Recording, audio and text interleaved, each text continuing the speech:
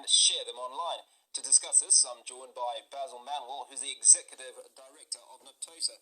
Basil, good to speak to you as always. What is your perspective on the recent incident at Glen Vista High School, where a teacher and a grade 9 pupil are involved in a physical altercation in the classroom?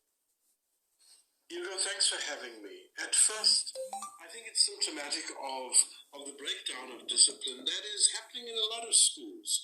It may not have played itself out in this particular manner, but I think a lot of schools are having problems, particularly our high schools. And this particular incident, of course, does show what happens when things tipple over the edge, when the teacher loses control, but also where the teacher has been forced by what must be extremely aggravating circumstances to then engage in a brawl. But this particular one is worrying because we see the teacher and the child exchanging punches, but we see a third individual throwing a desk at the teacher. And this says that it was a bigger brawl than what that little clip showed. And that is extremely worrying from a variety of angles.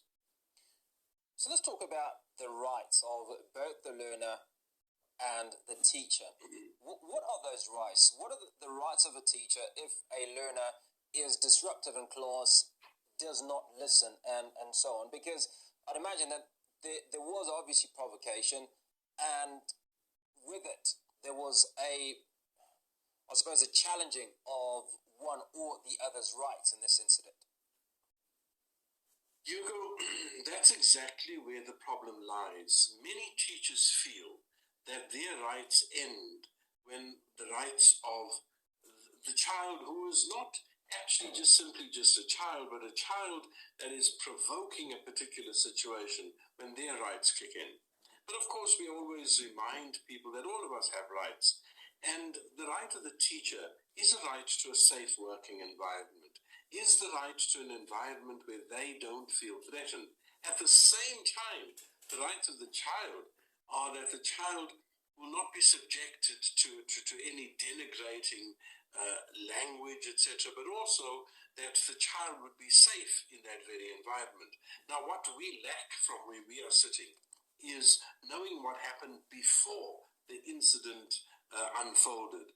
And that is why having a very good investigation becomes so essential. And an investigation which goes in blindly and is willing to hear both sides without prejudice. And that is, for us as a union and as a representative of teachers, extremely important. Well, I suppose a question to ask, Basil, is how should teachers handle situations of extreme provocation or aggression from learners while maintaining professional conduct and adhering to disciplinary standards? You know, that's a very difficult one. Our advice even is a difficult advice. We say, you are the person that has the most to lose, because in the final analysis, you will be judged and your job is on the line. So the best is to take a step back, not to escalate whatever situation there is, but rather to find ways to de-escalate it. Now, having said that, I know that sometimes that is extremely difficult. Somebody's pushed and they're at the end of their tether, and the provocation is of such a nature that you want to lash out, or somebody lashes at you first. And this is where the problem then begins to just simply run its own course. Nobody is then in control. So we say to our teachers, take a step back. And whatever you do, don't get physical. Because as soon as you get physical, you are no longer in control. The scale seems favoured, or seems to be tipping slightly towards the learners, because you suggest that it is the teacher who has everything to lose and not so much the learner. So in this instance, where a learner attacks a teacher and the teacher does not retaliate, what are the likely considerations on dealing, or the likely penalties that the learner is going to face? Remember, Hugo, the same school had an incident exactly like that, where there was a youngster that jumped on the teacher's back, and the teacher shrugged off the youngster, was leaving the classroom, and then a broomstick and so on was being thrown at the teacher. Now, that teacher was special in the sense that they managed to keep their cool in a very difficult situation. Most human beings can't. And as soon as you lose that edge, you lose that ability to keep your cool, you are on the losing end. And yes, the cards are stacked against you because you are the adult, you are the person in charge. However, there are always aggravating circumstances and circumstances that may show that you will push to the point of no return.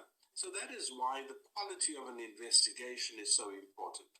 But it speaks to the culture at the school, the culture of discipline and where we are at now. And I've already foregrounded this to say it is not about this school only, it's about a number of schools going through similar issues.